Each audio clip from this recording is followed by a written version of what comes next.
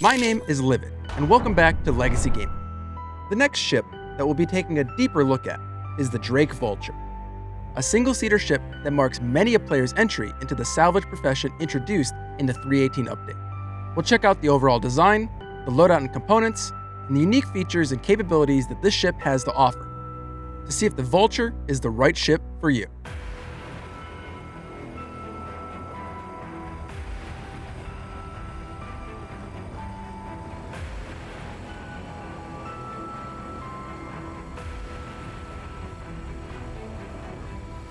Suspended in the most secluded corner of the void, an unfortunate end for one crew marks the opportunity for another.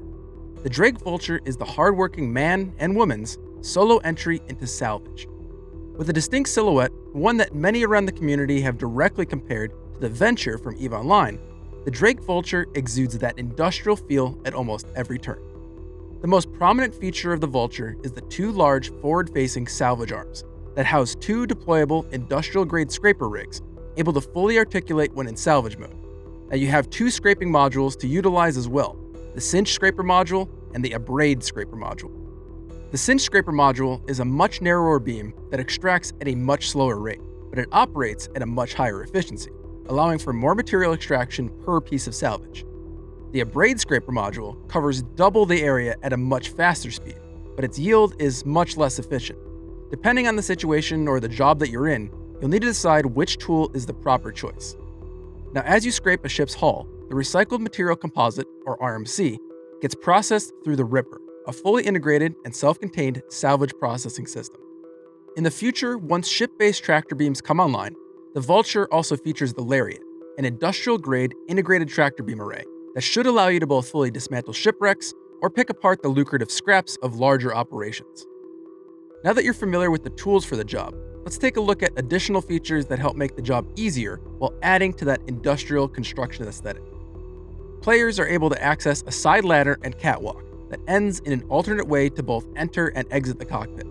This is very reminiscent of the ladders and pathways that you see on modern combines and large construction vehicles, allowing the operator to quickly get on and off their equipment.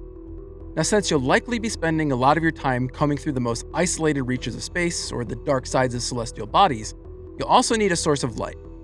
4 large industrial lights surround the cockpit, while 2 additional lights hang out at the end of the salvage arms, ensuring that you illuminate every single thing that you set out to scrape.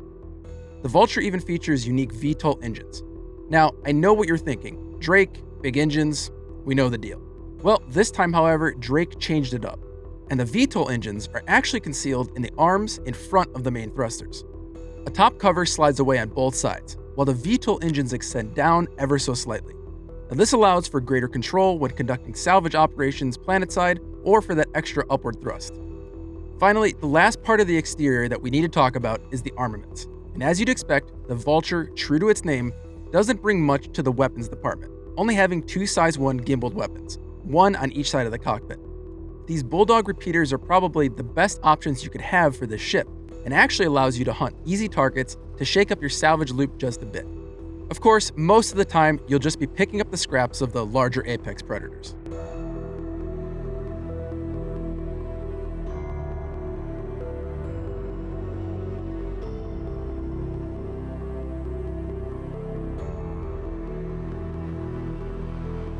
Now that we're landed, let's begin a much deeper examination of the Vulture, starting at the cargo bay, capable of holding up to 12 SCUs of cargo.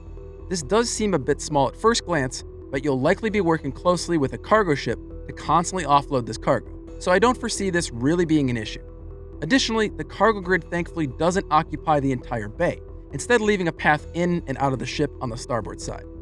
This allows you to not only access your 2 small shield generators and hydrogen fuel tanks, but when it comes to offloading your RMC to said cargo ship, it allows you to easily tractor beam each crate over without exiting your ship. For those that care what else fits inside the cargo bay besides cargo, a hover quad, STV, or mule all fit rather nicely. At the far back of the cargo bay, you'll find the scrap processor. After engaging with hull scraping via your scraper beams, the material will go here for processing. Now, this process is automatic, generating 1 SCU boxes of RMC that come out of a small door attached to the filler station, and they slide out onto a dedicated pad on the ground for you to move them onto the cargo grid. Now, you do need to do this manually, and a multi-tool tractor beam is mandatory for operating the ship, since the process will get held up if a crate is blocking this area, with no other way to move it. Now thankfully, you will get into the rhythm of generating 2 boxes between each salvage sprint. On the side of the scrap processor is the salvage tool station. Here, you'll be able to create the canisters from RMC to slot into that salvage tool, making it a pretty sustainable ecosystem. Now, the Drake Vulture is intended to be a solo salvage vessel, but the way this functions right now, it does feel a bit strange to have to head downstairs every 2 boxes to make room for the following containers. Now granted, 12 SCUs of cargo isn't a crazy amount, but I almost wish this process could just be controlled and sorted from the cockpit. It's a strange place where a second player would massively cut your profits, but the constant back and forth does get a bit annoying after a while, constantly breaking up your salvage flow. I also wish that there was some sort of small utility rack in the cargo section to store multi-tools with tractor beams or handheld scrapers for finer detail work or repair. This way, I could quickly access the right tool when I need to deal with the cargo containers or a repair job. Just a small quality of life complaint that I'd personally like to see added. Now, that's about it for this level of the Vulture. So from here, we can head to the ladder that is next to the scrap processor in its own little cubby area. Immediately upon arriving at the top of the ladder, you'll be greeted on the port side of the ship with a weapon rack, capable of holding 2 primary weapons and 3 secondary weapons, as well as a suit locker. In that same space at the back, you'll find your access points for the quantum drive component and the life support system. As we move forward to the upper midsection of the Vulture, we're greeted by an extremely compact industrial living quarters, to the point that components primarily take up the port side wall.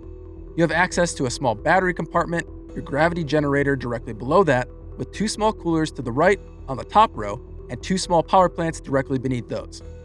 Now, sandwiched between all these components is what I can only assume is either a tool bench or a 3D fabricator, but since it's not an interactable item currently, I can't be too sure. On the starboard side of the living quarters is quite possibly the most no-frills, industrial-feeling bed to date in a ship. It really has no other amenities around it besides an underbed storage compartment. Now, directly beside the bed is your fire extinguisher access, which will come in handy once fire suppression systems come online at a later date. Right next to the bed, in the last bit of usable space, is your classic Drake toilet shower combo. It's cramped, it's Drake. What more is there to say, really? From here, we make our way to the last section of the ship, the cockpit. Just before entering your seat, you'll notice access to both your scanner and radar components on the starboard side of the ship, while computer access lies on the port side by itself. Now, the pilot's seat is very cramped, encroaching on that Aurora territory as if that's a battle worth winning. Now, while you access your chair from behind, allowing it to swivel and position you forward, it leaves you next to no room to cleanly maneuver around the chair if you're entering from the catwalk on the sides of the cockpit itself. Now, you fit, but man, it looks a bit ridiculous. The cockpit visibility overall is great. Not prospector great, but it does give the pilot the opportunity for extremely quick access from either the ground or an EVA. I have to imagine that at some point you'll pick the wrong wreck and get jumped by hostiles. Having the ability to quickly ditch your ship might be the difference between life and death. It's a unique feature that we really haven't seen on any other vessel of this size to date. Now overall, it's a solid ship that, while not even close to being considered fast, performs pretty well in both space and atmosphere, and has surprisingly responsive roll rate. It does, however, severely lack in the quantum fuel department, holding only 583 liters, barely enough to travel to Crusader from ArcCorp and back again. It's clear the ship will not only need transport in the future, but it won't be traveling very far from its home base. The Vulture is an entry-level ship for a brand new profession, one that constantly reminds me of power washing in the best way possible. And with that comes lessons yet to be learned. What we see with base-level salvage gameplay may look vastly different in a couple years, but for right now, the Vulture has everything you need to properly dive into salvage, just like the tried-and-true Prospector when it comes to mining. It's a ship that I could see myself using quite often in a profession that I surprisingly enjoy. As always, I want to thank you all for dropping by and giving this video a watch. If you enjoyed our content and you want to see more Star Citizen videos in your feed, consider watching one of our other Star Citizen videos, or showing your support through a like, comment, or even subscribing. My name is Livid, and from everyone here at Legacy Gaming, thanks for watching, and I'll see you all in the verse.